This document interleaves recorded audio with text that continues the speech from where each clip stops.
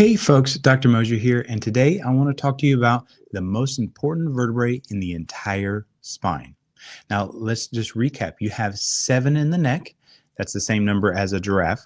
You have 12 in the thoracic, and you have 5 in the lumbar spine. So that makes a total of 7 plus 12 plus 5. That makes 24. Aha.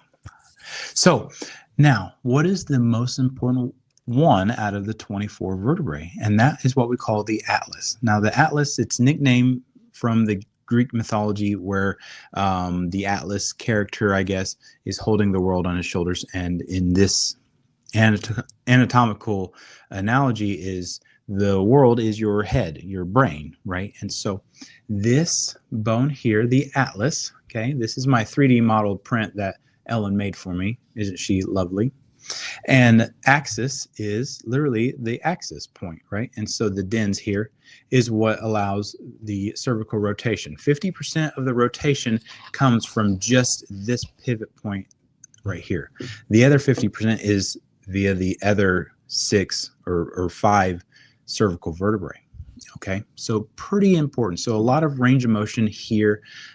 That's why I'll test somebody's range of motion looking left, looking right. And sometimes when they don't look well, so let's say this is my going left, this is maybe your right.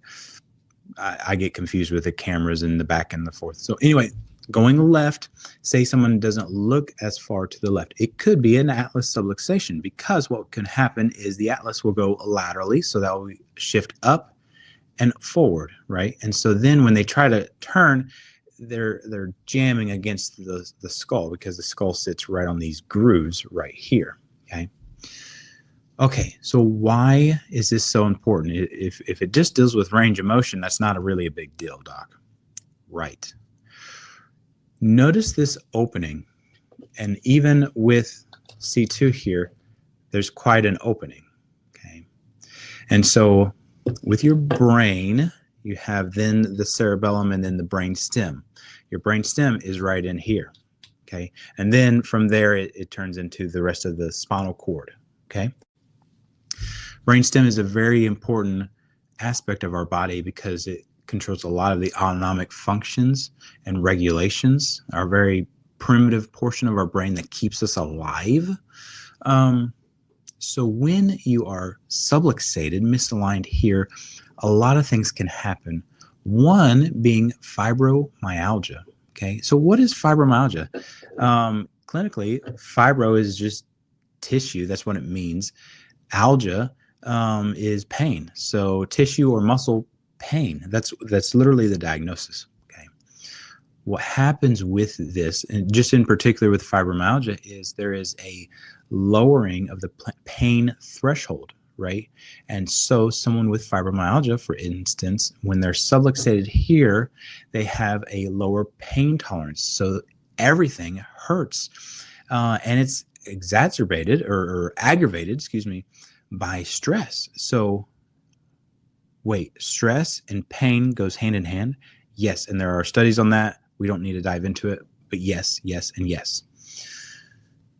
So let me put this very short, very brief. When the atlas subluxates, when it shifts out of place and it irritates the brain stem, you have a facilitation happening in your nervous system, a high distress signal, okay? So lowering pain threshold, what I have found clinically with a lot of my patients is you have more headaches, you have sleep issues, you have digestive issues, which, speaking of digestion, one of the cranial nerves, so cranial nerves are coming off of the brainstem, so keep that in mind.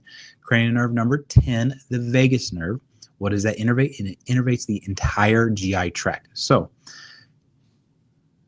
bear with me. Subluxation here can lead to things like IBS, Crohn's disease, ulcerative colitis, or just for babies, you know, I see a ton of babies with colic or constipation, and it's due to this lovely thing called the atlas. And so that is very much a passion of ours. But you also get the really weird situations, okay? So there was a young lady who came in here recently, and she was horseback riding, Horse wasn't trained very well, took off like a bullet, then, you know, did like this turn. And so horse turned, she kept going. You got the inertia, the momentum here.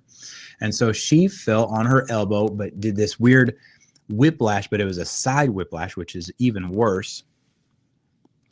And so, of course, she had elbow and shoulder pain. That makes sense, right? But she jostled her neck. And so she started having a lot of headaches. Okay, makes sense. But then she developed, this is the weird symptom, these tremors, these twitches, okay? These spasms where all of a sudden, if she was more stressed that day, or even just the weather was cold, she would twitch. It'd be like a Tourette's issue, okay? And so she would twitch, okay?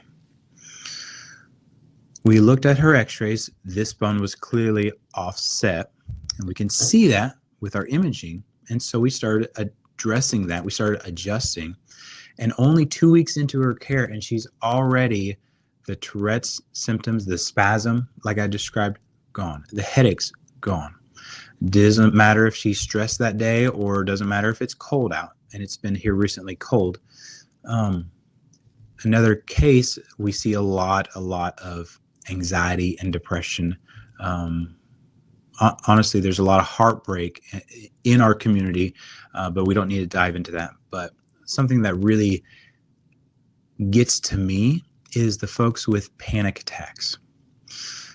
These panic attacks where you feel like your body's just coming out of its skin, you're sweating, your heart is uncontrollably beating, your nervous system is in total panic mode and can't control yourself. It's like a coming out of your body situation. So I have multiple cases where these people come in to me. One here recently, that she was having a panic attack at least twice a week. Okay. So we start adjusting the atlas, and this young lady said, because her mom and her were both patients, and I asked them during their visit, and I said, hey, I don't want to prod. I just want to see how you're doing. I don't, because sometimes panic attacks are embarrassing, so I don't want to ask every time they come into the office. So that particular day I said, hey, just wanted to ask, how's the panic attacks? How's your anxiety? Oh, gone. I haven't had one since we've started care. And so, not saying that as a guarantee you will stop having panic attacks, but we've been very successful with that. What it all stems down from is the atlas.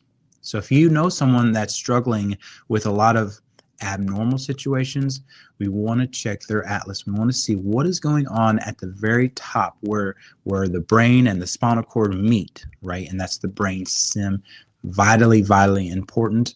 I hope you guys learned something today. As always, I love you guys, and I look forward to seeing you next time.